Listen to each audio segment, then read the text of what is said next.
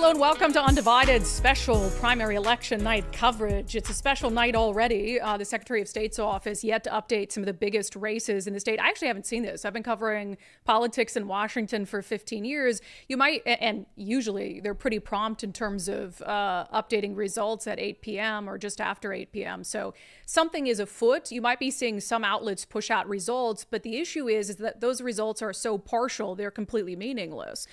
King County has put down some results. That's great for the races that center in King County for statewide races. I don't think that gives us a particularly clear picture, but in at least our two top races, I'll show you the results, but I want to do so with the caveat that these are King County results only.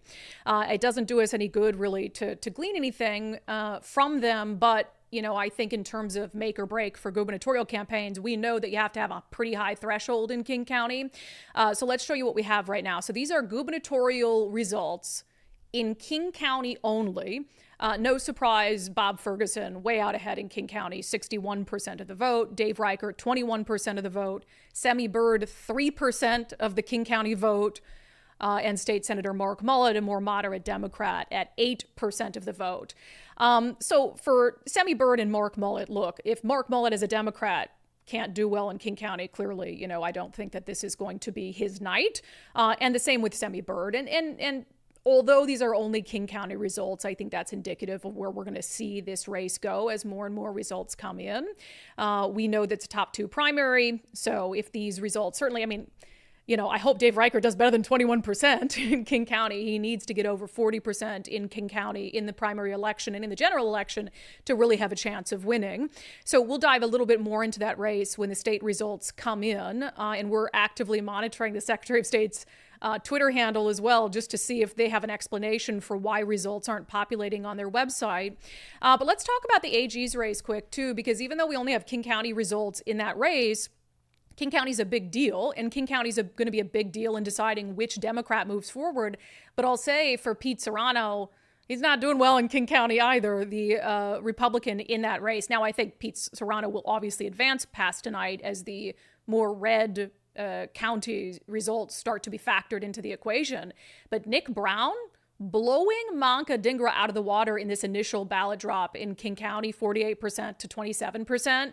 And I think that's pretty significant because those are the most progressive voters in the state, and they're not going with the most progressive Democrat as of right now. I mean, there's still a lot of ballots to be counted, but I'm happy with that. Like, I understand that for Pete Serrano, first of all, it's going to be a difficult race for him to win in general. There are no statewide elected Republicans on the entire West Coast, but you know, his easier opponent, his easier path to victory would have been through Manka Dhingra, who's pro-criminal and wants to be the state's chief law enforcer. That would have been an easier case for him to make, as opposed to Nick Brown. But frankly, I would rather have Nick Brown advance. I don't think my heart could tolerate 3 months of wondering whether Manka Dhingra is going to be the next Attorney General of Washington. So again, you know, that's still up in the air, but I don't think that bodes well for Manka Dhingra's campaign if in King County she's not doing particularly well. So again, you know, I don't want to piecemeal the results for you. We were thinking about delaying the start of the show until the Secretary of State's office either explained what the holdup was with the results or those results came down. But I think we can offer a little bit of context into some of the key races that we're watching tonight while we eagerly await those results. Now, since King County has put out results and Pierce County has put out results, there are some races that are centered in those counties that we can talk about a little bit. In Pierce County, there are two key races that we're watching there. One of them I have not talked about virtually at all on the show, despite requests from you guys that I do so, and that is the race for Pierce County Sheriff. This was a crowded field for the initial ballot drop in Pierce County. There is basically, I'll call this a three-way tie for now, with no possible way at this juncture of knowing who might advance past the primary, with Patty Jackson at 23%. We know that Jackson is the preferred sheriff to replace the current sheriff from Ed Troyer. That is Ed Troyer's choice. I asked him yesterday because I had people asking me, who do you want to be the next Pierce County sheriff? And so I asked Ed Troyer because I respect Ed Troyer and his opinion. He says that he's endorsed Patty Jackson. She's at 23%. And then you have Cindy Fajardo at 23% as well. And Keith Swank at 26%. Keith Swank is interesting because that man has run for a lot of things. He has run for a ton of things. Former Seattle police officer. He's been in a variety of races. He is leading the field in Pierce County, in the Pierce County Sheriff's race. But at this point, again, as you know, primary election night ballots, they trickle in over a period of many days. And so you won't see any outlets calling a race that close. That seems to be a three-way tie tonight, or maybe even the next couple days to come.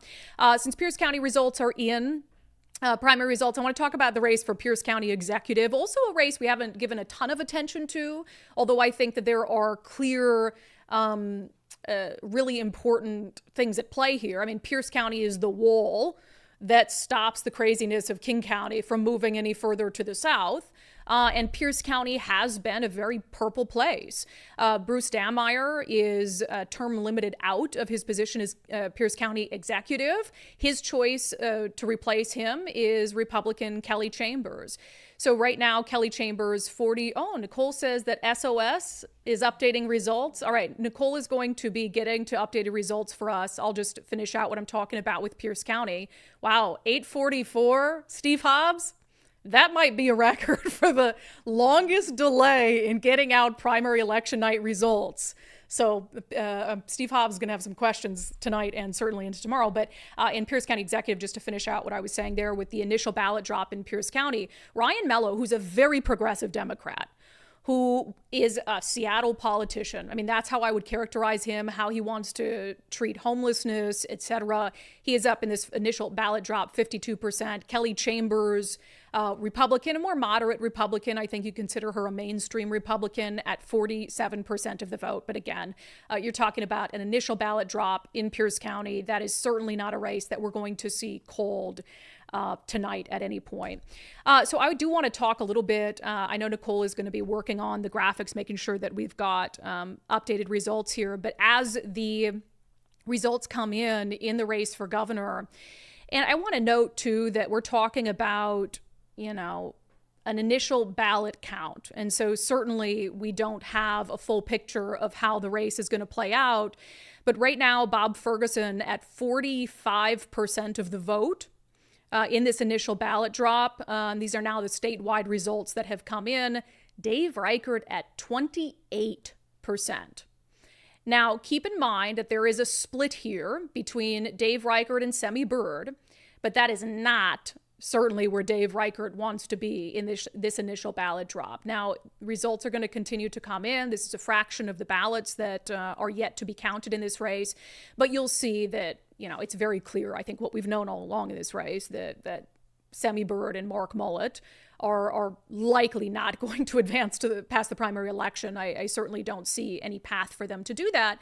Let me say a couple things about that, because I know that I have been vilified quite a bit for the position I have taken in this race. I think there are people who I've endorsed Dave Reichert in this race. So I want to start by just saying I think Dave Reichert could be running a better campaign. I think that some criticism about his campaign being, too quiet, too cautious, too on the fence, I think those criticisms are fair. And I think that the best path forward for Dave Reichert is to be Dave Reichert. And is to be unapologetic for his positions. I really think what I've seen, and I don't know if it's the result of political consultants or whatever it is a Dave Reichert that's trying not to alienate the conservative base and the Semi-Bird supporters, etc., which I don't know if that it was a fruitful endeavor for him, because they don't like him anyway. They call him a rhino and all these things. So I think he's been trying to keep one foot firmly planted on the conservative side, while also being who he is, which is a moderate. Moderate's not a bad word. It's not. And so I think he ought to just be this independent-minded moderate and not apologize for it. And also, I don't think he should apologize for his personal views on abortion. I do think he needs to take a position on whether he's going to vote for former President Donald Trump, because that issue has absolutely plagued his campaign. Because every time he does a media interview, they're like, why won't you say whether you're voting for Donald Trump? And of course, I don't even know if he knows for sure who he's going to vote for. I mean, Lord knows I only came around to the Donald Trump vote like 3 weeks ago. But I think he just needs to be who he is. And that is going to be, if he does not let go of this desire to sort of try to please everybody. I don't think that this is going to end well for him. But Nicole, can you pull those results back up for me in the governor's race quick? I know you're working to get the attorney general's race updated for us, and you've got that, so we'll get to that next. 28% again. So even if you give Dave Reichert the benefit of the doubt, he gets semi-Byrd supporters, which is going to be a task. He has to earn semi-Byrd supporters. He does, because they feel like Dave Reichert is this establishment candidate who came in and shoved semi-Byrd out of the way, which I don't think is fair. Dave Reichert has served the state for 40 years. He earned his name recognition. He's very qualified to run for governor. And just because semi-Byrd started his campaign first doesn't mean that Dave Reichert wasn't perfectly within his right to run. So I think he does have to convince the semi-Byrd supporters, but semi-Byrd supporters need to wake up. They need to wake up, frankly. There's been this, I see him on social media all the time saying, I'm not going to vote for Rhino Dave Reichert. Well, that's a vote for Bob Ferguson. So that would be a petty vote to put one of the most dangerous politicians in our state in the governor's office. And I think that would be a very, very horrible thing to do. So hopefully, whatever semi-Byrd ends up with in terms of supporters, when you talk about the, right now closer to 13% that he has as results continue to come in, that's not an awful lot of people. And so, but those people still need, Dave Reichert needs every one of those votes. And I'll just say quickly about Mark Mullet before we get to the AG's race. Mark Mullet is a wonderful politician. Do I agree with him on everything? Absolutely not. I have disagreed with Mark Mullet on some of the positions that he has taken to restrict Second Amendment rights. But you know what happened when I disagreed with him? He came in and he sat right next to me and he took my questions on it. And I think that's very honorable. And there are very few Democrats in that state who are willing to come on this show and explain their positions on things. So I have a lot of respect for him. I wish he had run as an independent. I also, and I told him as much. I told him as much on the show. The Democratic Party has been awful to him.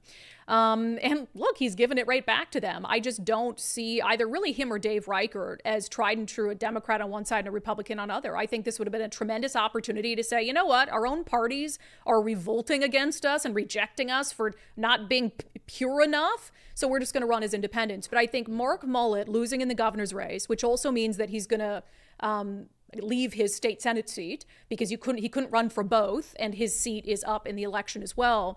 That's a big loss for the state of Washington. He was one of the last sane Democrats in the state. He has helped to stop a lot of bad policies in the state of Washington, and he should be given credit for that. So I look forward to seeing where he ends up next, who's ever the governor. I hope they put him in their cabinet in a position where he can do some good for the state. Can we get to the Attorney General's race here? Updated numbers of the Attorney General's race. And I'm going to be seeing these as you guys see them as well. So, of course, the question here is Nick Brown or Manka Dhingra going to move forward? These are better results statewide for Pete Serrano. Pete Serrano's obviously going to move forward when you look at statewide office. If there's a Democrat and a Republican, it's a top two primary, but you're going to have a Republican move forward. So Pete Serrano sitting right now at 42%. That's not bad for Pete, I don't think. But the issue is for Pete Serrano, if it's Nick Brown who advances, if these results hold, these early results hold, I think Nick Brown is going to be very, very difficult for Pete Serrano to beat. Nick Brown is kind of a chameleon, and I've been critical of him for that before. He used to work for Governor Jay Inslee. He was also a United States attorney. And I have seen him over the years at press conferences, depending on who he's at a press conference with, taking a hard stance on crime, taking a soft stance on criminals. And so that's what really concerns me with Nick Brown. I think he would be a continuation of Attorney General Bob Ferguson. And I think Attorney General Bob Ferguson politicized the office far too much. I think he used it as a stepping stone to the governor's office, and that's not what we need in the next Attorney General. Now, it is a win tonight if we get past the primary and Manka Dhingra is not in the general election. So I'm going to take that as a win. Manka Dhingra, who you'll know we have covered extensively in the lead up to tonight, just as an example. And Nicole, can I take credit? Yeah. Can I take, thank you, Nicole. Is she going to say no? Yeah. I'm going to take if Manka Dhingra loses, I'm taking a tiny bit of credit for pointing out that she has been lying for years about being a King County senior deputy prosecuting attorney. And she even lied, I think we have it, in the video voter guide that the state put out for voters. She opened it by saying she's a King County deputy prosecutor. Okay, she says, give me one more minute. And I got a tip from within the prosecutor's office that wasn't true, that she was for like 17 years. Here's the clip from her voter guide. Hi, I am Manka Dhingra, Deputy Majority Leader of the Washington State Senate, Senior Deputy Prosecuting Attorney with King County, and I'm running to be your next Attorney General. Yeah, so that wasn't true. It turned out that she hasn't meaningfully worked as a King County prosecutor since 2017. She did for a few months in 2019 and 2021. So we ended up doing that story about a month and a half ago. It took 2 weeks for the mainstream media to pick up on it, but eventually most of the TV stations and the Seattle Times did, and Manka Dhingra had to change her campaign material, although she never admitted that she was lying about her work history or inflating her resume. But I'm going to take I don't even care if it's true. I'm going to take responsibility if Manka Dhingra doesn't make it past the primary election, which is, man, we had good stories waiting too. If she were going to make it past the primary, we had other good stories we're looking into about things she was inflated. All right, let's tick through a couple of the congressional races, shall we, to see where they are. So 10 congressional districts in the state of Washington, people seeking to represent Washington in the U.S. House of Representatives.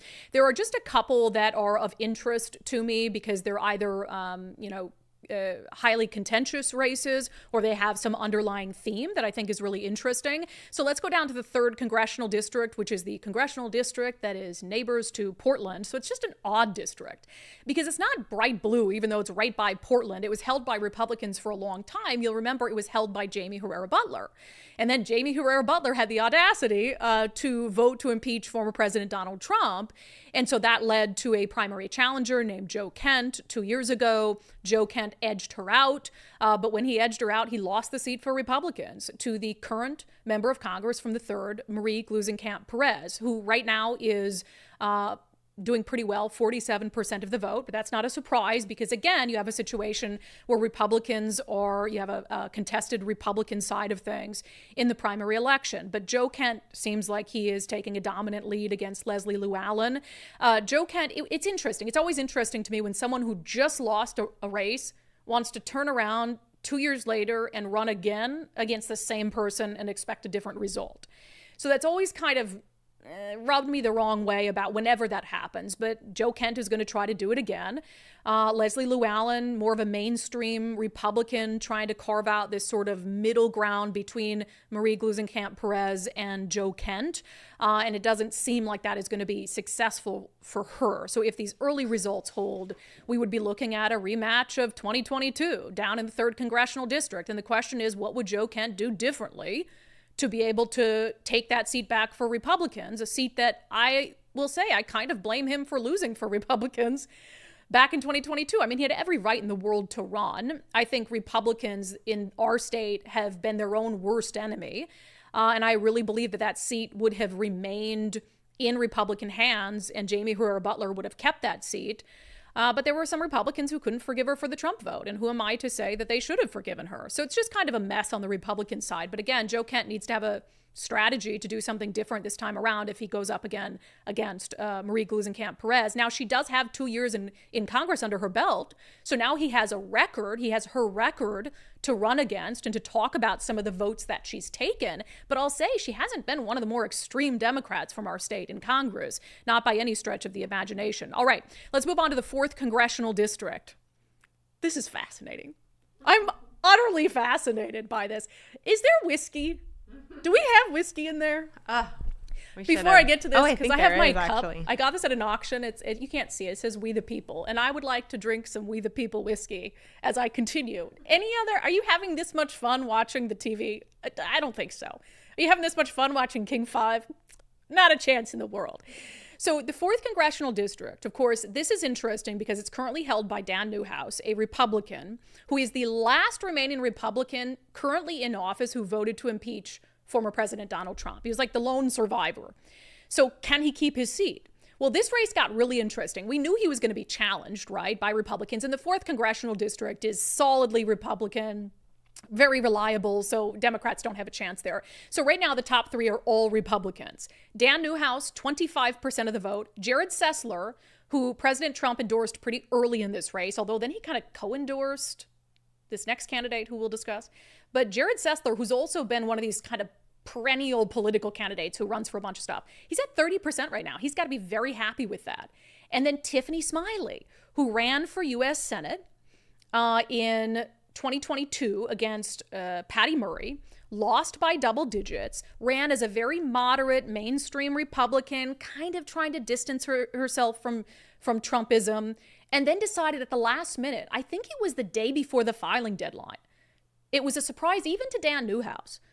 She got into the race at the last minute and has now positioned herself as sort of a MAGA Republican. And I said, what did I say in the lead up to this? I don't know what vote she's hoping to carve out. Because people who've been loyal to Dan Newhouse, they're going to continue to be loyal to him. If they didn't abandon him over impeachment, then they're not going to abandon him now. And then Jared Sessler got the Trump wing, and he got the state party endorsement and Trump's endorsement really early on. And I just didn't see Trump Republicans abandoning Jared Sessler for Tiffany Smiley, who 2 years ago was running as a moderate. So right now, Tiffany Smiley in the 4th Congressional District has 19% of the vote. And I'll say for Tiffany Smiley, she better hope that doesn't hold, because she will be persona non grata in Republican circles if she does not win this race, because of that flip she made in just 2 short years, from being moderate mainstream, distancing herself from Trump, to pro-Trump, wants Trump's endorsement, all of those things, and then challenging Dan Newhouse when she had been very friendly to Dan Newhouse and in some of the same sort of Republican circles. So 19% for Tiffany Smiley. Again, we don't call races. I'm not calling races like the media, the mainstream media, when 1% of the vote is in and they're like, oh, Jay Inslee, before the results even drop, Jay Inslee wins the race for governor.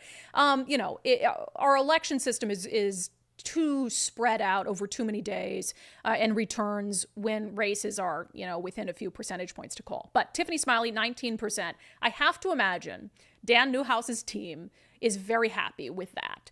And I don't know who Tiffany Smiley's votes would go to, Jared Sessler or Dan Newhouse. Dan Newhouse still has, I think, a difficult task to keep his seat in the 4th Legislative District. However, advancing past the primary would be a start. All right, I'm telling you, Nicole, I don't know when you're going to do it, but somebody needs to grab me booze, because this just gets crazier and crazier. Can we go to the 6th Congressional District really quickly? So 6th Congressional District, this is an open seat. And I got to say, I'm terrified. Is terrified the right word? So this is a similar dynamic to the Attorney General's race, because you have these 2 Democrats, and one is more moderate and one is terrifyingly far left. And the one that's terrifyingly far left is Emily Randall. She has voted for the most progressive bills that have been put up in Olympia. Hillary Franz right now, the more moderate Democrat, she's the current commissioner of public lands. And she actually had been running for governor. And then when Derek Kilmer, the current congressman in the 6th, decided not to seek re-election, I think there was a behind-the-scenes deal with Bob Ferguson saying, hey, run for Congress in the 6th, even though you live in Seattle and you're not actually a full-time resident of the 6th, Hillary Franz. And so she jumped ship to the 6th Congressional District race, and right now she's trailing in 3rd. Drew McEwen, who will go through as the Republican candidate right now, has 30% of the vote. Hillary Franz has 26% of the vote. And Emily Randall has 33% of the vote. And so, again, too close to say that these results are definitive. Not great for Drew McEwen, though.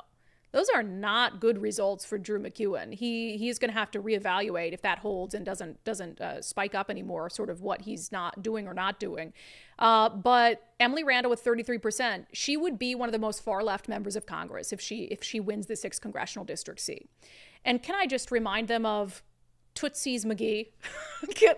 So, first of all, Drew McEwen, I have advice for you.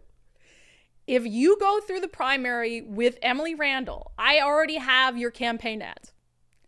Every campaign ad you put out from now until November should show the picture of State Senator Emily Randall warming her toesies on a gas fireplace, as Democrats in Olympia, including herself, were voting to take away our ability to warm our own toesies by a gas fireplace, by trying to move PSA away from natural gas. This picture she posted on social media was during our first big storm of the season, just this year. And power was going out and all this stuff. Apparently, her furnace broke down or something like that. And she literally posts that she was grateful for a warm fire and neighbors and a gas fireplace to warm her toes in the cold weather, as they're voting to take away your natural gas. To the people of the 6th Congressional District, you cannot be serious. That cannot be who you want to represent you in Congress. Although, again, similar dynamic here to the Attorney General's race. If it is Emily Randall who moves ahead, that is the best case scenario for Drew McEwen, because she is fringe. A lot of her votes have been very progressive leftist votes, a lot of the positions that she has taken. And then, of course, this picture, which you just plaster all over the place, saying she doesn't want you to have natural gas, but she wants to warm her toesies on natural gas when she gets cold. So for Drew McEwen, that's a gift. If you can get Hillary Franz out of the way, who I think has broader appeal and better name recognition, then I think that's an easier thing to win. I can't explain the fact that Hillary Franz is trailing right now, and that could change, obviously. It's not a significant deficit. But I was told early on that the people of the 6th did not take too kindly to the fact that she lives in Magnolia. Her home is in Magnolia in Seattle. Now, she has a vacation home in the 6th Congressional District. But you're talking about blue-collar, working-class people in the 6th. And when you have a candidate who lives in Seattle, that's not going to sit well with you. And so that might be a little bit of what we're seeing here. All right, a couple more races that are absolutely critical. This is, I think, one of the most important races in the state of Washington, and that is the Office of Superintendent of Public Instruction. The person who is going to hopefully fix our education system in this state is going to push away social and political agendas and get back to the basics of education. So here are the results right now. Chris Rakedahl, who is the current head of the public schools in Washington state, has 40% of the vote.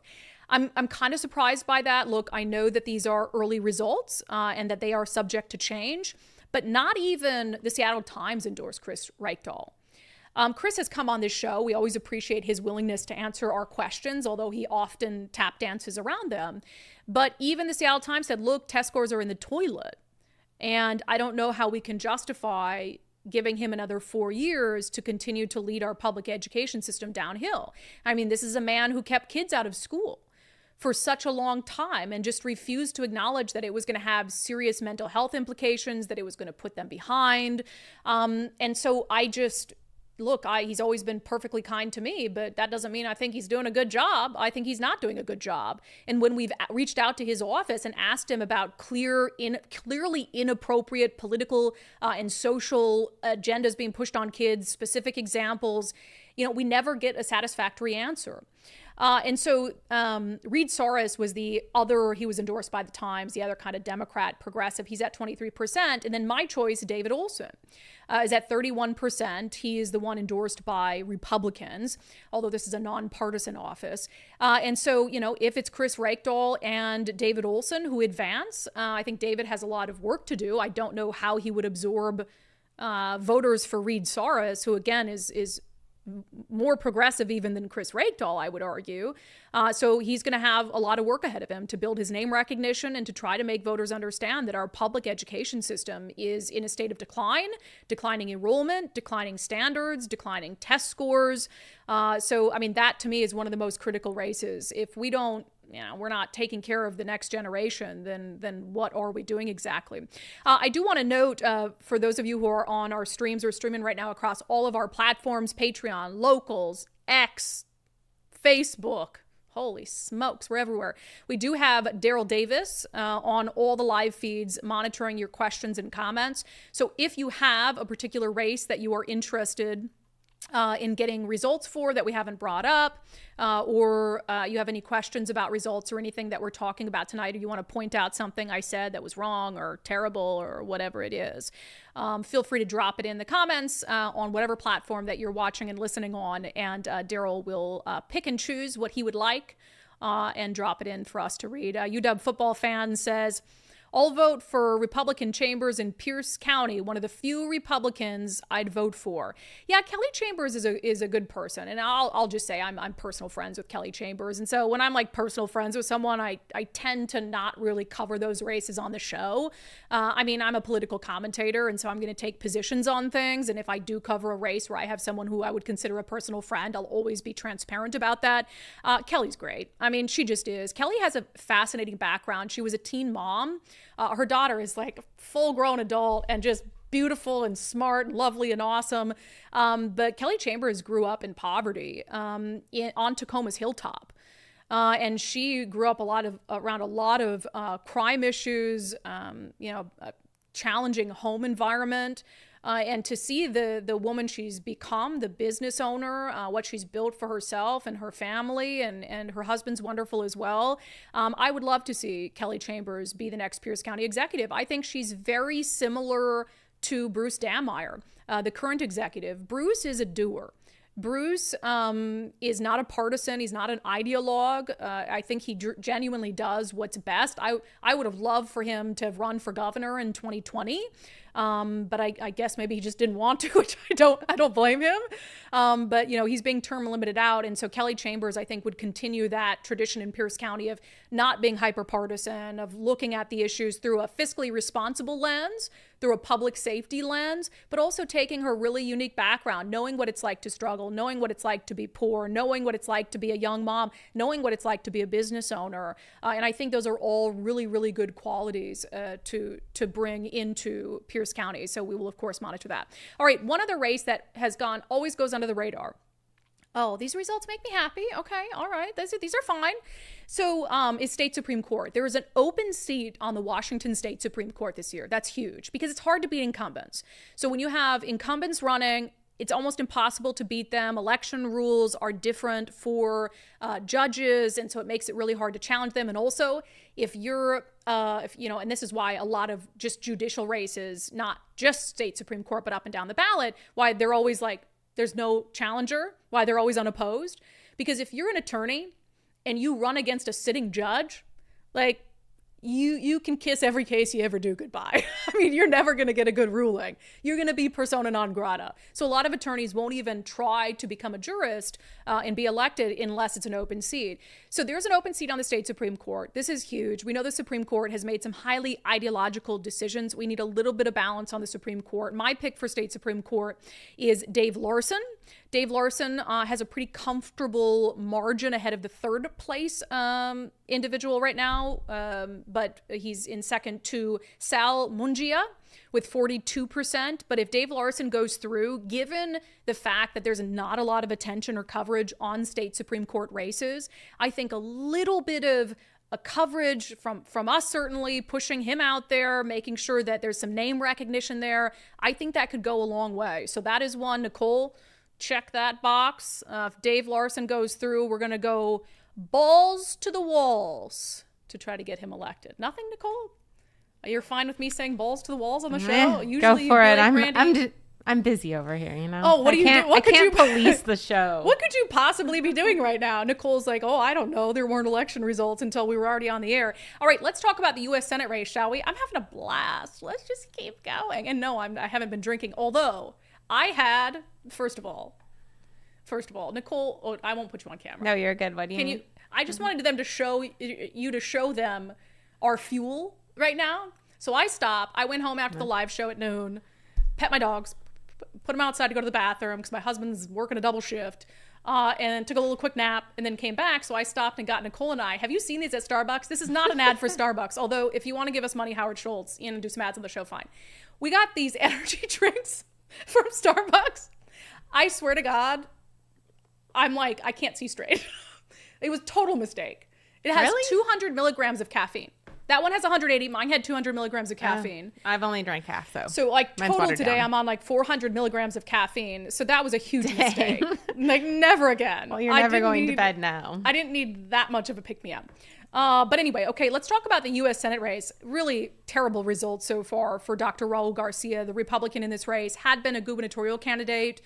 Dave Reichert entered the race. He decided to bow out and instead run for U.S. Senate on this initial ballot drop, which again is going to be the only ballot drop in statewide races for the day. They do one at 8 p.m. or if you're the current Secretary of State, 8:44 p.m. And then we'll get updates tomorrow afternoon, late in the afternoon. Maria Cantwell, this is pretty good for her. I'm not going to lie. 58% of the vote so far. Raul Garcia at just 21% of the vote. That's really not good. And I don't know what it is about his campaign that's just not catching on. And I really said, back when Tiffany Smiley ran against Patty Murray for U.S. Senate in 2022, I said at the time I really thought she should have waited 2 years and run against Maria Cantwell. Because when I look at the two, Patty Murray versus Maria Cantwell is a ghost. Maria Cantwell shows up once every 6 years in Washington state and talks about issues. And it's only when she's up for re-election. And I'm telling you, I've been a political reporter in the state for 15 years. I have never once interviewed Maria Cantwell. Not one time. Patty Murray, yes. Maria Cantwell, not one time that I can remember. Now, somebody's going to go search the interwebs and say, here you did, Brandi, back in 2012. And I could be wrong. Let me put it this way. I don't remember ever interviewing Maria Cantwell. That could be because she's very milquetoast. And so I thought this was a prime opportunity for Republicans to be able to capture, or at least have a shot at capturing, a Senate seat. I moderated the 2018 Washington State Debate Coalition debate between Maria Cantwell and Susan Hutchison. And I was shocked by how uninteresting Maria Cantwell was. And just, I didn't get any enthusiasm out of her. I mean, look, I don't need someone to be like jumping up and down, rah, rah, rah, but like, I was moderating it and I could have fallen asleep. I mean, truly. And so it just seemed to me like this is someone, if Republicans, could get someone who could get some excitement behind their campaign, that they'd have a shot of beating. But Maria Cantwell at 58% of the vote is actually pretty shocking to me. So I know these results aren't final. I don't think Dr. Raul Garcia will end up in the primary with only 21% of the vote. I think we'll see that grow. But he needs to figure out what is not working. There's also this issue of fundraising. He hasn't done very well in fundraising, and that's because a lot of Republican donors are sick of throwing good money after bad. They are sick of, donating to campaigns year after year only to see, people lose. And so for Republican donors, I think that they need to see more before they give up their money. They're not giving up their money quite as easily.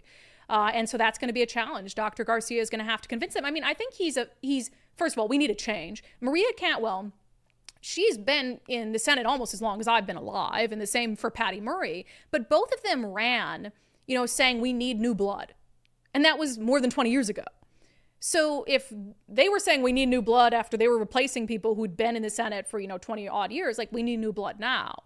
But what is it going to take? Is it going to take an independent candidate, somebody new and exciting to be able to take a U.S. Senate seat?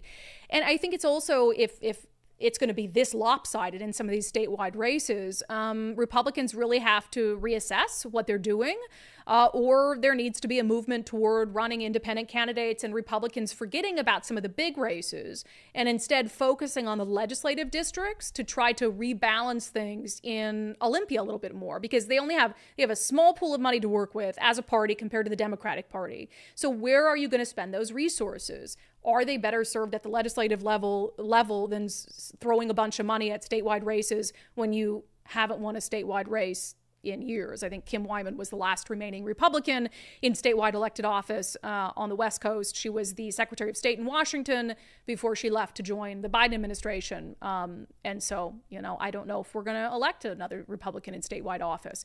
Okay, can I get to just a couple interesting races? Nicole, before I pull this one up, have those races, those results held in the 10th LD?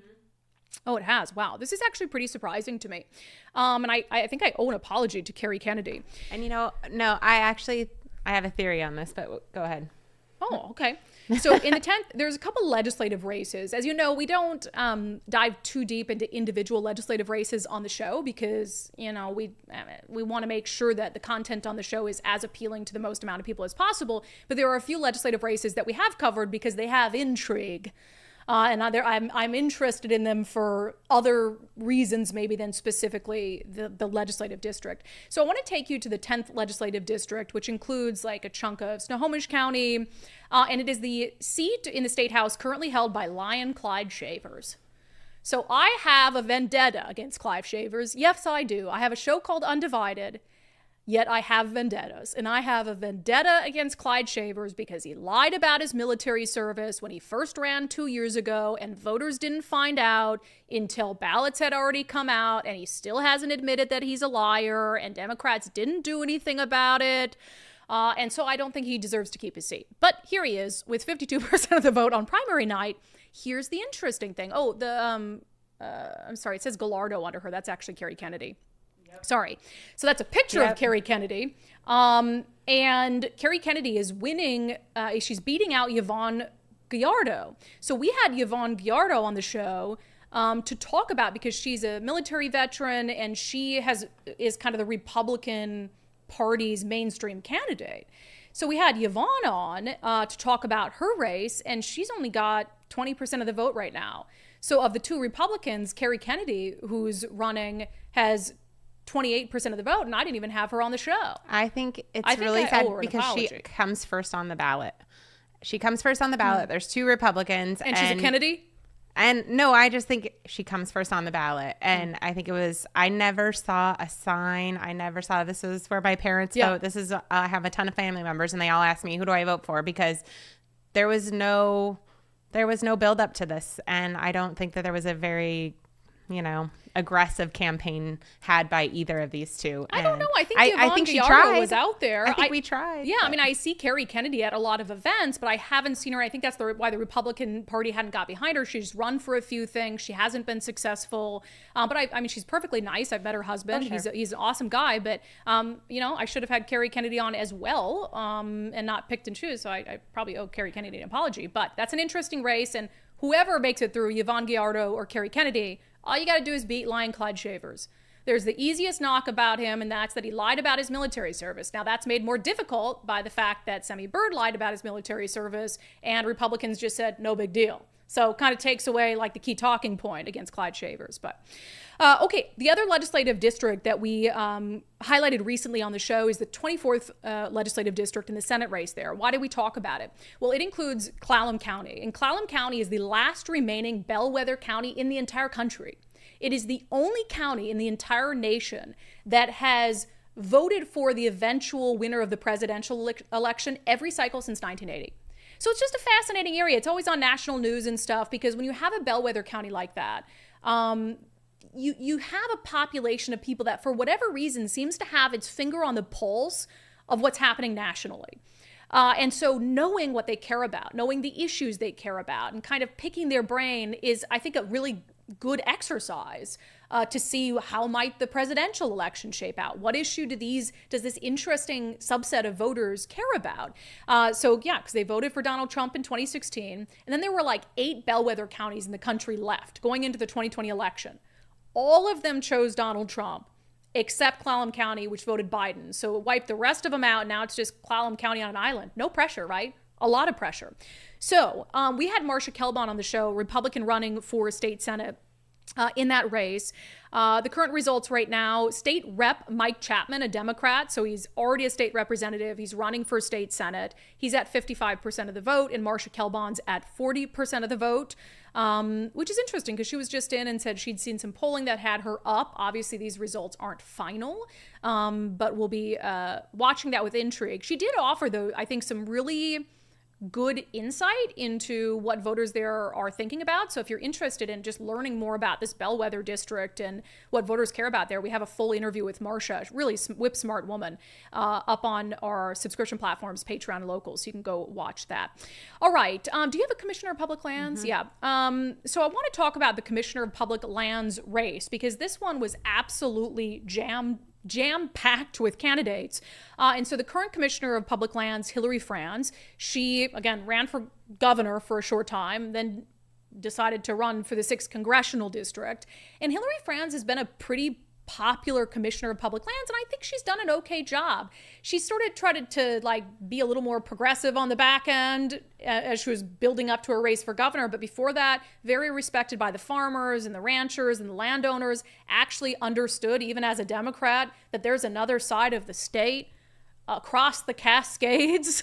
And so, she was respected for that. Do you have these results for me, Nicole? Thank you very much. So here's how things are shaping out. Also made interesting, by the way, by the fact that Jamie Herrera Butler is in this race. And so, Jamie lost her seat in Congress. She decided, we had her on the show, we did an in-depth interview with her. You can find that on our subscription platforms as well, that she was going to run for Lands Commissioner.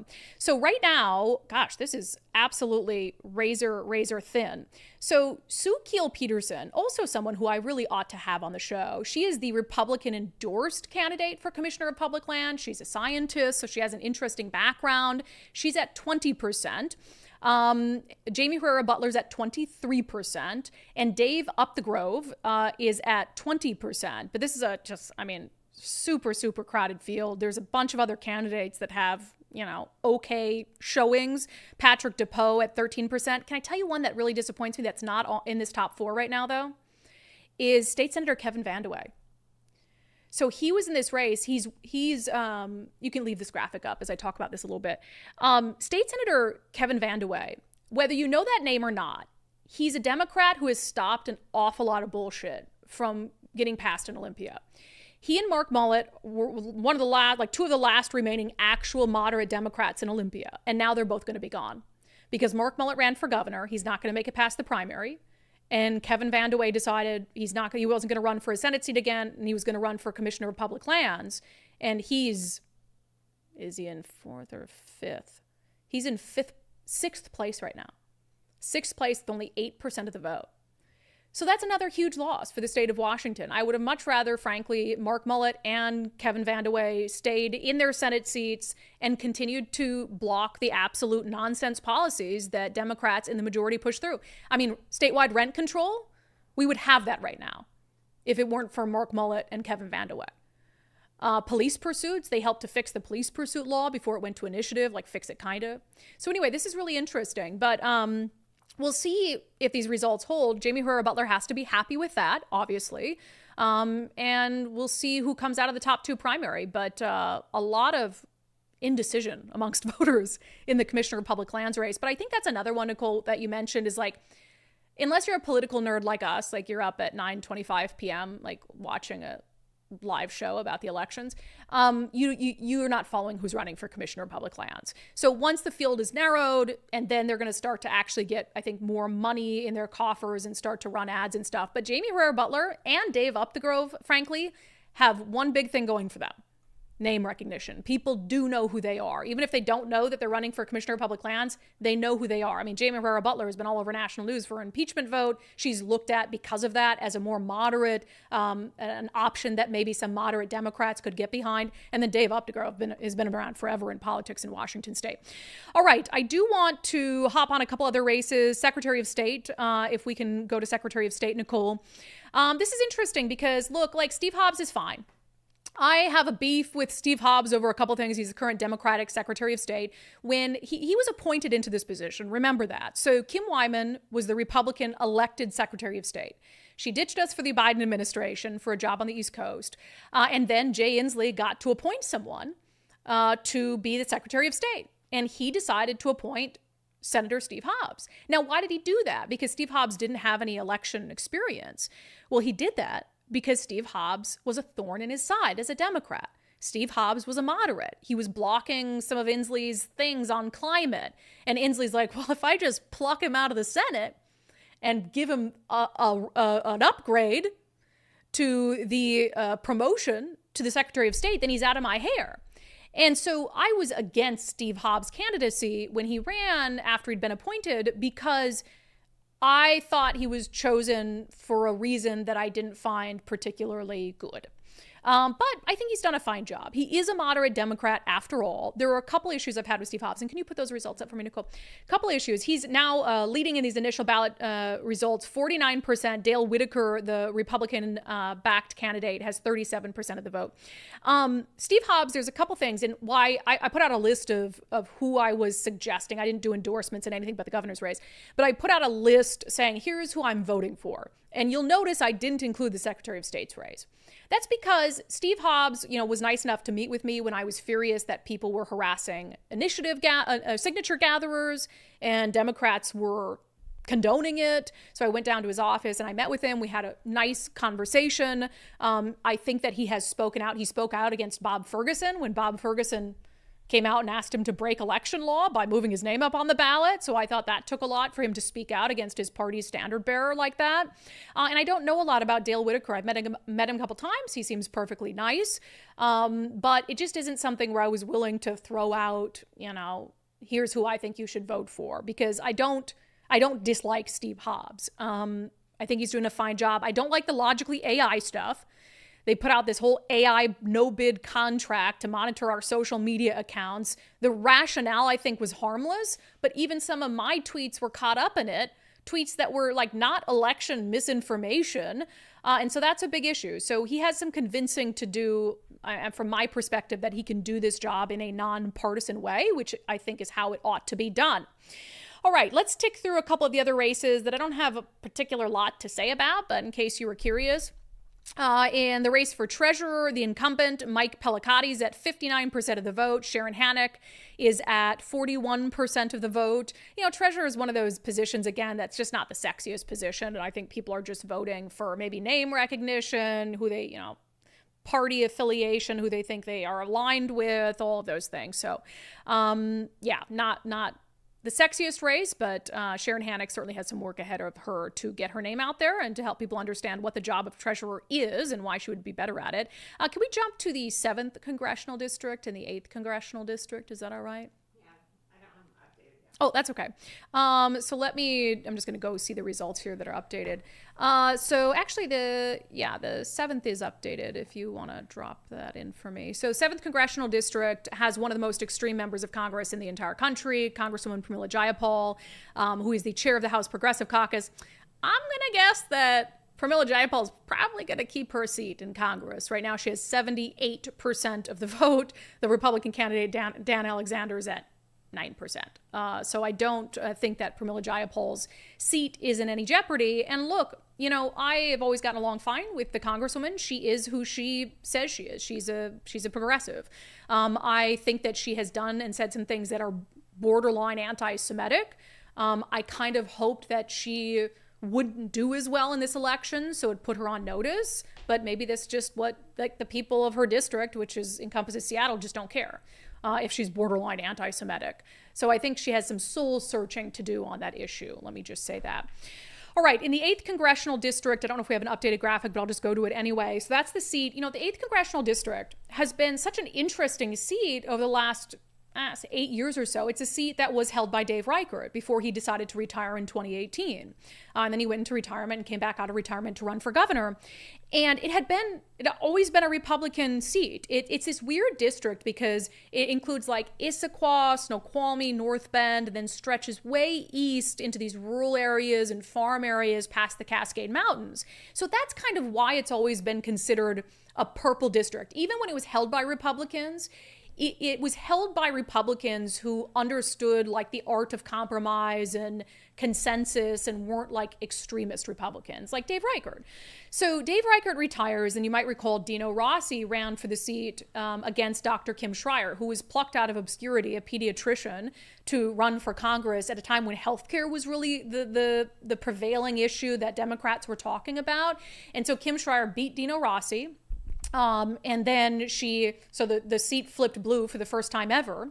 And then only 2 years later, Republicans absolutely dropped the ball. You had a good candidate in Jesse Jensen 2 years later, Army veteran who was out there doing the hard work on the campaign trail. And the Republican Congressional Committee put no money into it, just ignored the race in a seat that had only been blue for 2 years. And they were like, nah, it's not worth spending money on. Like, what are you talking about?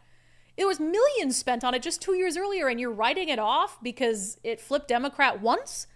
So anyway, Jesse Jensen ends up losing. I think he would be in Congress right now had the Republican Party nationally put some money into that race. And so now Republicans have paid less and less attention to it. But I got to say, these results are not horrible for Carmen Goers. So in the 8th Congressional District, which is my congressional district, by the way, and I did cast my vote for Carmen Goers, I like Kim Schreier. We've always gotten along just fine. I don't think she's an extremist, but I think we just need a different type of politician and political leadership in the 8th District. So Kim Schreier is at 52% of the vote. Carmen Goers at 44% of the vote. And let me tell you something. If you look at the fundraising in this race, Kim Schreier is sitting on a $7 million war chest. She has endless money. That's why you see her just throwing ads on TV just because she can.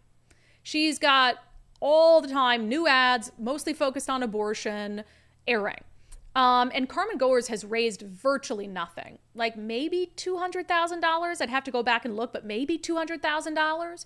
So when you look at those results, Schreier with 52%, Carmen Goers with 42%, and you look at a discrepancy in fundraising that's that big, a $7 million war chest versus a couple $100,000, like throw some freaking money at Carmen Goers, Republicans. You gave Semi Bird $55,000 to finish in the probably single digits. Carmen Goers is your endorsed candidate. Yet how much money have you given her? You haven't given her jack. I checked. So the state Republican Party, plus you have a woman of color. Like, look, I'm not an identitarian. I don't believe in identitarianism. I don't believe that the fact that Carmen Goers is black and has female anatomy qualifies her to be a member of Congress. However, that's the kind of person that Republicans need running. Like a black woman. So people aren't like, oh, just an old white man.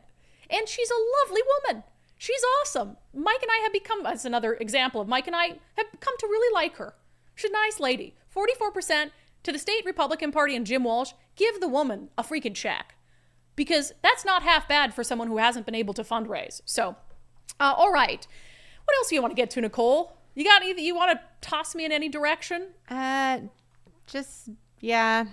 go ahead. I'm working on one for you, but I'm not ready yet. You just tell me. I want to go back to our show sheet and see if there's any questions. I mean, I'm just going right now because I'm having, honestly, a hell of a good time.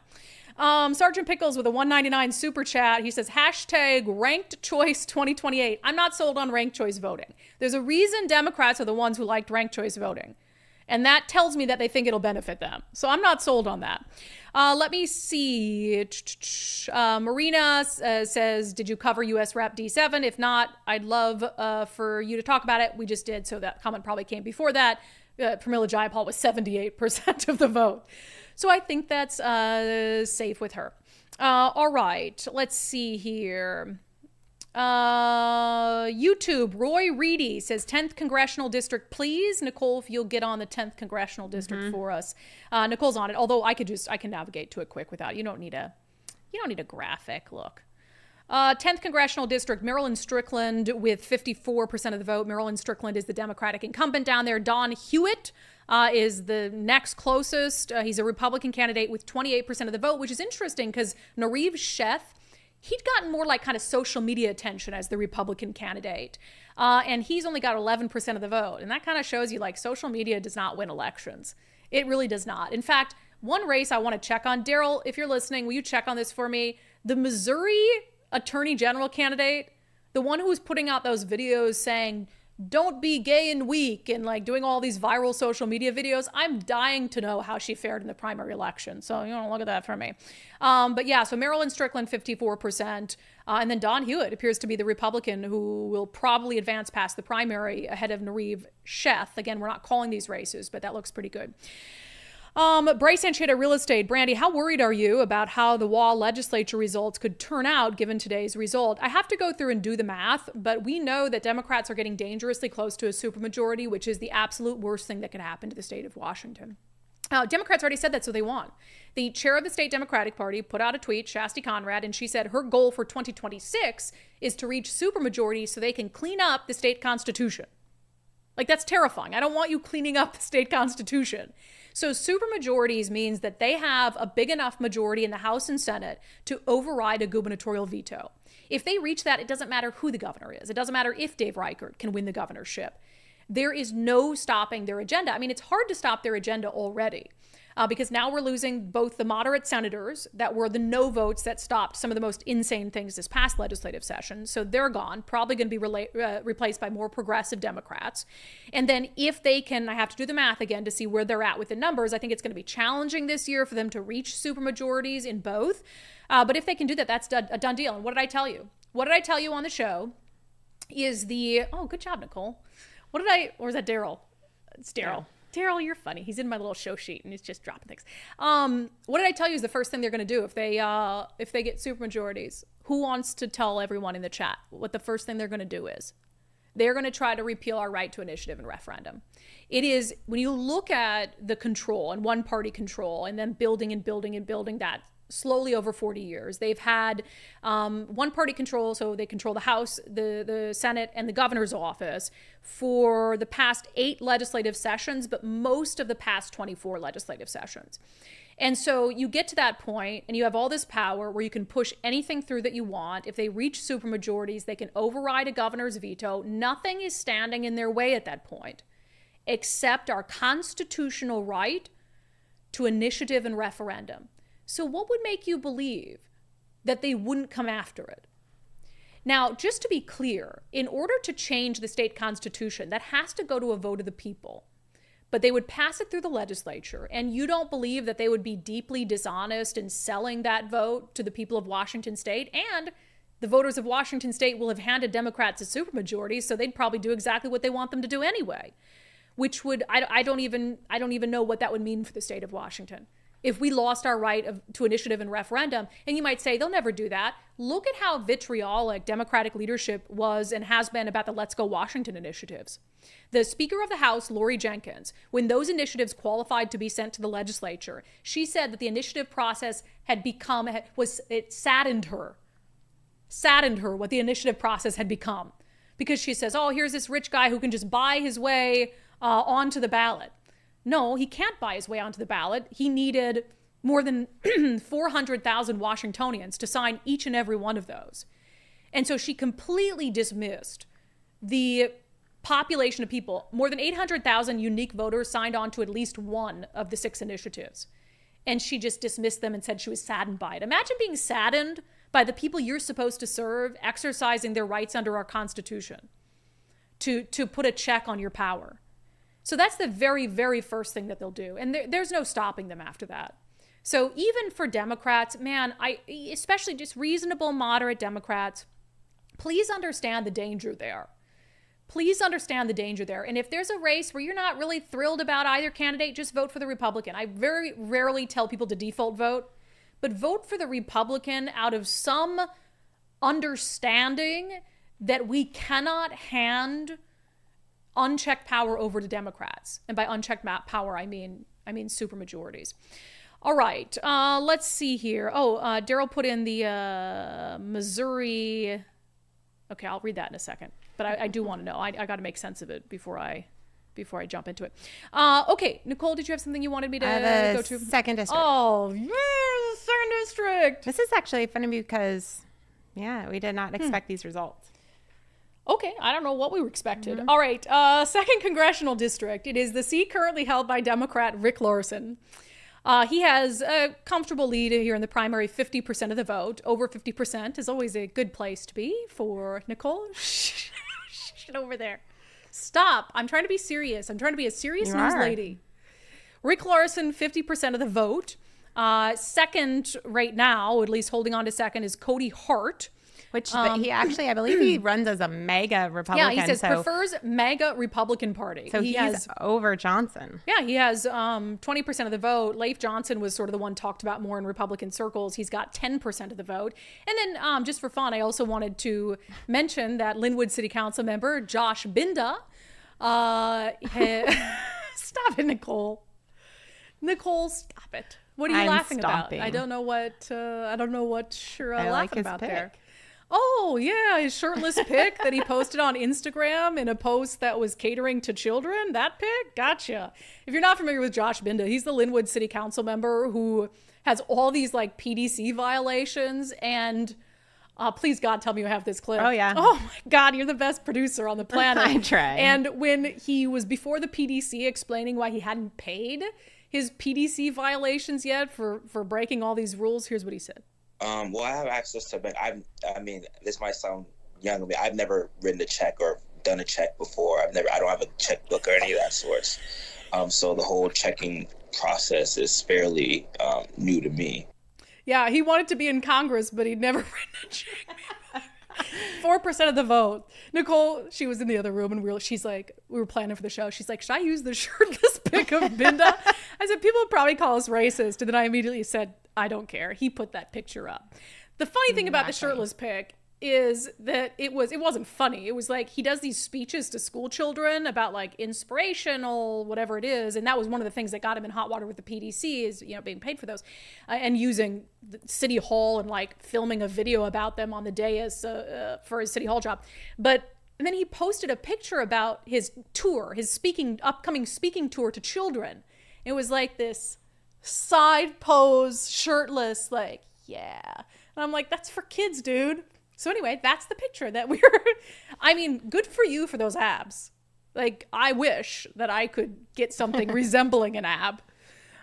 They're under there. I know it, but no luck. So good for you, man. You don't talk to people who took back their, Lovick, who took back his You know, State Senator John Lovick endorsed him and then came on our show and said he regretted endorsing him because he acts so childish and like acts like he wouldn't knows take best. a lollipop out of his mouth. He put I don't know why we're even talking about him. He just got 4%, but it's fun, you know, it's fun, and it's almost 10 p.m. He put this picture up of who was it? Who was the civil rights icon? John Lewis. Yep. After John Lewis died, he put a picture on Instagram of half of his own face and half of John Lewis's face. And State Senator John Lovick, who's a black man, told him, like, that's, like, who do you think you are, basically? And Josh Binda didn't want to hear anything of it. And so, yeah, Democrat John Lovick came on our show and said he was disgusted by it and he totally regretted, like, supporting him and endorsing him.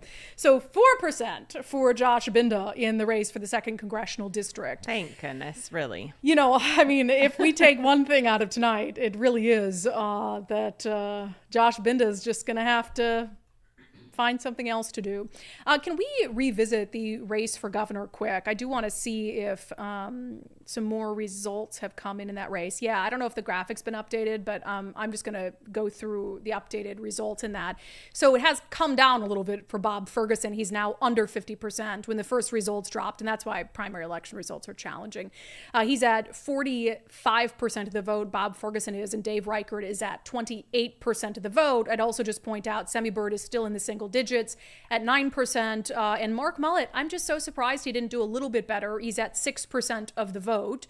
So it'll be interesting. Dave Reichert's task is to get the Semi Bird supporters on his side, which I think will be even more challenging than getting the Mark Mullet supporters on his side. He needs Mark Mullet's endorsement. He needs Semi Bird's endorsement. The one thing I'll say, though, about Dave Reichert, he's never participated in the Semi Bird bashing. You find me one tweet, post, statement he's made that's negative about Semi Bird. He hasn't done it. And by the way, he hasn't used me to do it either. People are like, you're a mouthpiece. Nobody tells me what to say. If you have known me for this many years and you follow my work for this many years and you think that people can tell me what to say, you are mistaken. And I have been critical of Dave Reichert when he deserved it, like when he didn't show up at all to the Republican convention. I thought he should have at least shown up to shake hands, thank his volunteers and the people who came there to cast their votes as delegates for him. And I also think he could be running a better campaign. I think that they need to bring in some national talent, you know, maybe someone who was involved in the Glenn Youngkin race for governor to really figure out how do we mold this into a winning campaign. So, yeah, I mean, I'm not going to, I can endorse a candidate and still call balls and strikes, and I will continue to do that. But when you look at, you know, and again, Dave Reichert at 28% of the vote, even if you add in the Mark Mullet vote, so 28, 34% of the vote, 44% of the vote. So him and Bob Ferguson, if you give Dave Reichert every benefit of the doubt, him and Bob Ferguson are pretty close. But again, that would be assuming that he can win over the Semi Bird supporters who have this anger towards him that I just fail to understand. And if he can win over the moderate Democrats who voted for Mark Mullet, this is an uphill battle. There's a reason why Washington State hasn't had a Republican governor in 40 years. But, you know, I think Dave Reichert, like who he is as a man, who he is as a politician, I think he can win. But he needs to be comfortable owning who he has always been and not worrying about who he might be alienating and just go straight forward to November and be more vocal, come out, be stronger about, you know, specific public safety platforms, specific, you know, taxation issues, quality of life issues on homelessness and substance abuse. This needs to be a polished campaign, a polished machine. And you're running against someone who has so many faults. Bob Ferguson, again, he terrifies me.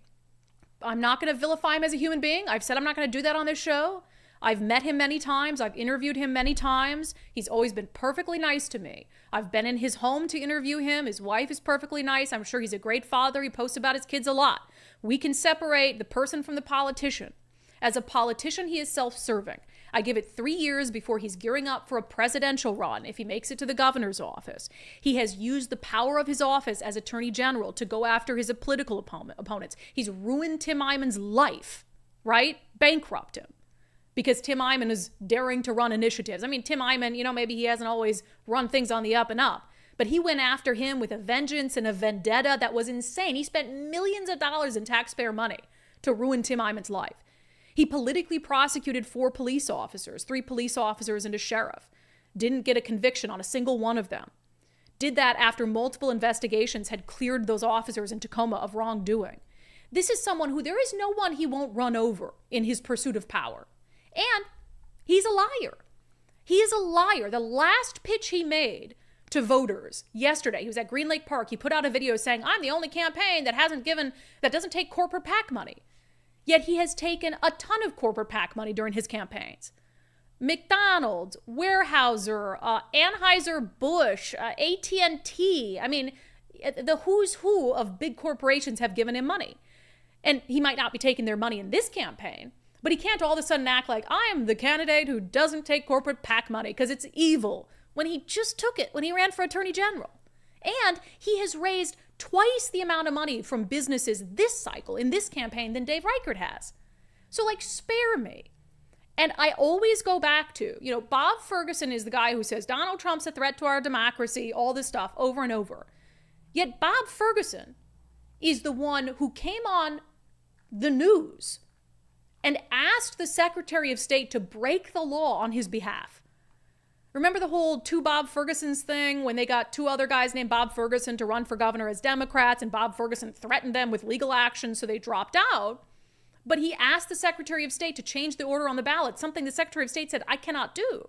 That's a violation of election law. Had it been a Republican candidate for governor who had done that, their campaign would be over. It would be dead on arrival. But Bob Ferguson does it, and Democrats who have been shouting about threats to democracy have nothing to say about it? I published an op-ed on that very issue in the Tacoma News Tribune because it just is incredibly hypocritical. It's wild to me. So there are so many faults of Bob Ferguson. This is a guy who never spoke out, wants to act like he's the law and order candidate now. He's the public safety candidate. He's going to get more law enforcement officers on our streets. Never spoke out on behalf of officers in 2020 and during the defund movement. Never talked about the rioting and looting and unrest and murders in the summer of 2020, the summer of love in Seattle. Started a retail theft task force to crack down on retail theft 2 years after widespread looting and after the retailers started to complain about the depth of the issue, and only when he was mounting a campaign for governor.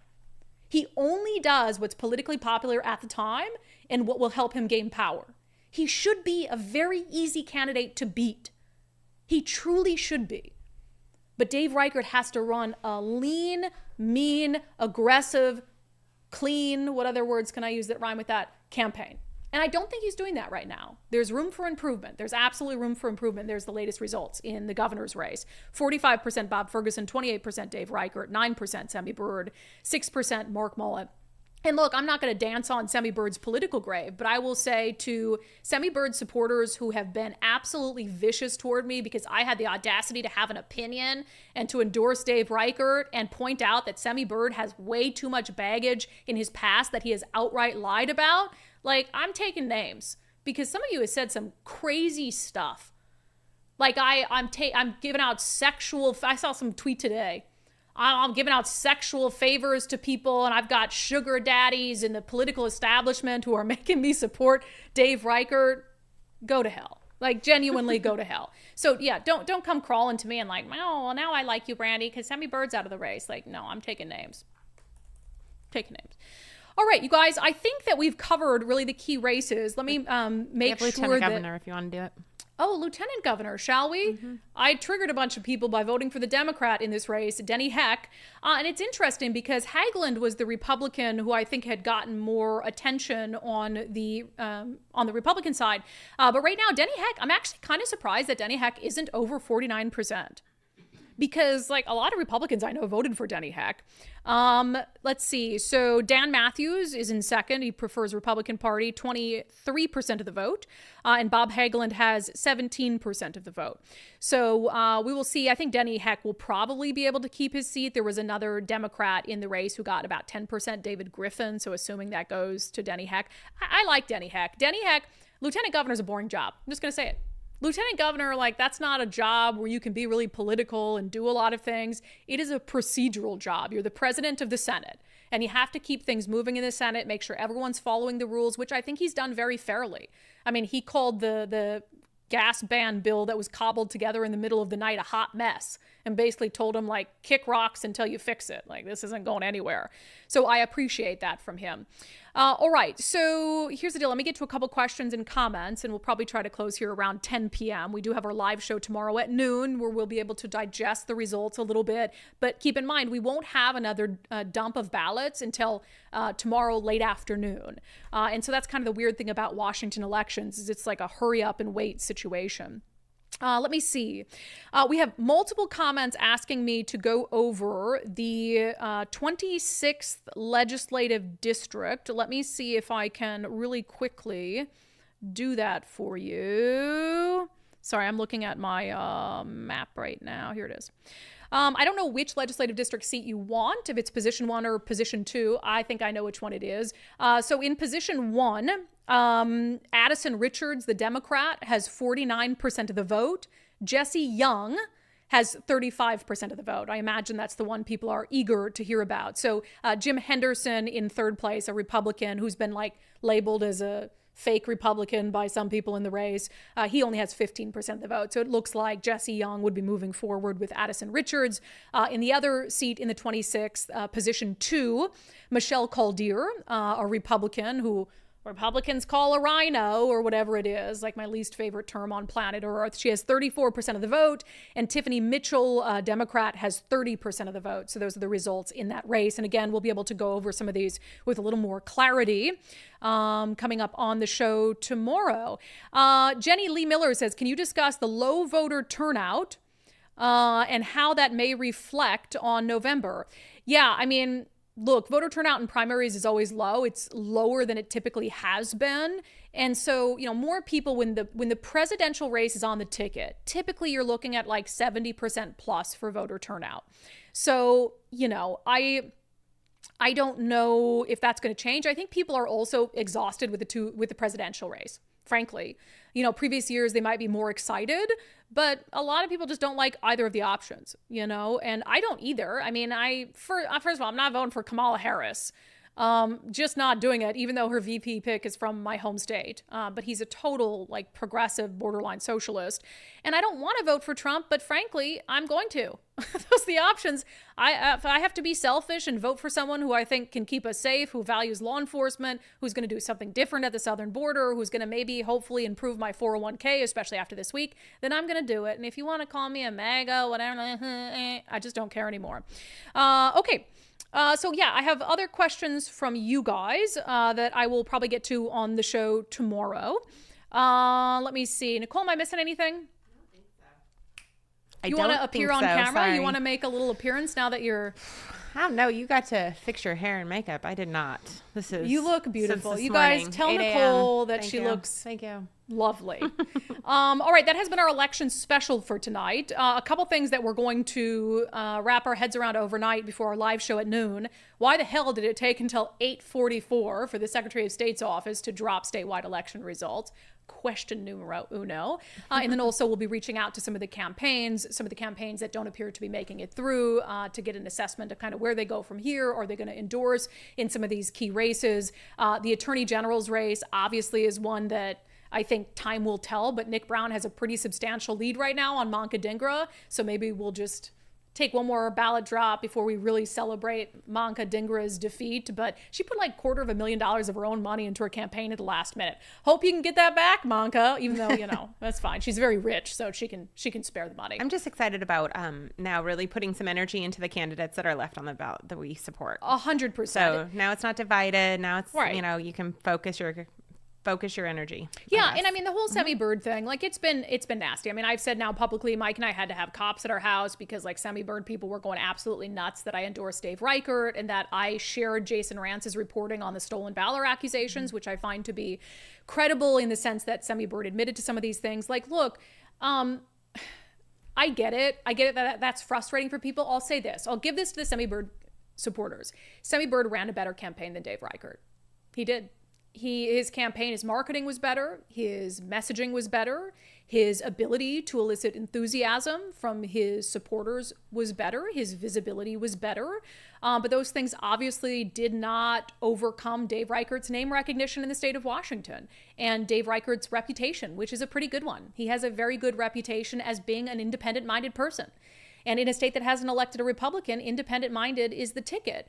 So, I get it that this is a disappointing result for Semi Bird supporters. I get it that they're mad at me for doing my job as I have with Bob Ferguson and reporting on shortfalls and things that Semi Bird hid. Look, I am worthless in this job if I won't call balls and strikes.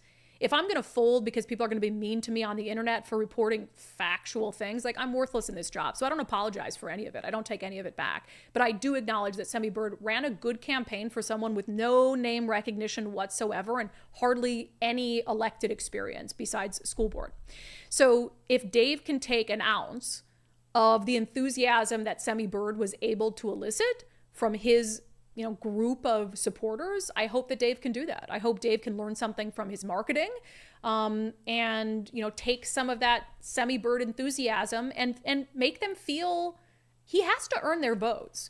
Yeah, he does. He has to earn everybody's votes. You have to earn it, but then I also think there just has to be a level of strategy. You have to understand the strategy and trying to bring the state a little more in the middle than you do, as left as it is, and there has to be we have to win them over, right? So if you're going to ask somebody that's voting for Inslee and voting for all these crazy people to vote on the other side, we have to get past these commercials telling them they're going to ban abortion, they're going to do all these things. You have to get them in and get it, slowly figure out how to win people over, and then, have some sort of medium meet in the middle result. I'd also say, ask yourself who you're really mad at. Like, be mad at me, that's fine. Be mad at Jason Rantz, that's fine, for the reporting that we've done. I'm not apologizing for it. I'm never going to apologize for reporting factually on political candidates. But ask yourself why you feel mad at Dave. Like, what specifically reason do you feel angst against Dave Reichert, who's never gotten into the Semi Bird fray? I think what those people are really mad about is like the establishment. And I understand that word. I think it's thrown around a lot. But this idea that because Dave Reichert has name recognition, he can kind of vault to the front of the line. But that isn't something that happened overnight. That's something Dave Reichert has earned over 40 years. And I don't think it's right to take that away from him. He earned it as sheriff. He earned it in Congress. It's not like he just entered the race out of nowhere and all of a sudden Semi Bird was just like took a back seat. Dave Reichert earned that. Don't take that away from him just because you've disagreed with a couple of the votes that he's made in Congress. He represented a purple district. He did what, frankly, more politicians should do and consider what the people they're elected to serve actually want. So was he an extremist and an ideologue in Congress? No, he was not. Did he take some votes that I think we'll have him on the show to talk about for conservatives who are hesitant? Yes. But is he the same as Bob Ferguson? Absolutely not. To say that is ridiculous. So really contemplate what kind of state we're going to have after November if Bob Ferguson is the next governor of this state, and try to put some of the ill will toward Dave. Reassess where that ill will, where you really think it belongs. And if it's at me, that's fine. I'll take it. Just pack on the ill will. Send me to an early grave with all your angry tweets. And that's put fine. it into something productive. Or do that. Or do that. Great. Put that's that fine. energy into something that might do something good for the state. Yeah. I think that some of these races are winnable. I think people have to stop kind of the desire to feel like a victim. Like, oh, the state is happening to me. Like, it's only happening to you if you let it happen to you. The only people who get to dictate the direction of the state are the people who participate and get other people to participate. So just think about that, be productive, whatever it is. That has been today's election special edition of Undivided. Thank you for being here. Thank you so much, as we always say, for your commitment to giving common sense a comeback. We do appreciate every single one of you. Old Sub Sailor with a late $10 super chat. Good job tonight, Undivided team. Thank you so much. It has been quite the week so far. So we will be back at noon tomorrow with our regular live show across platforms with more analysis and comments from some of the candidates on the key races from this evening. Nicole, thank you for your diligent work today. We'll be sending an email to the Secretary of State's office inquiring as to the delay. But I appreciate every single one of you. If you haven't signed up to support the show already, it's just $5 a month. It helps make sure Nicole and I can continue to do 5 shows a week and do this job full time. So we sure do appreciate the support. You can sign up at undividedpod.com, undividedpod.com. The primary election is behind us, but the fight to save Washington State begins in earnest tomorrow. We'll see you then.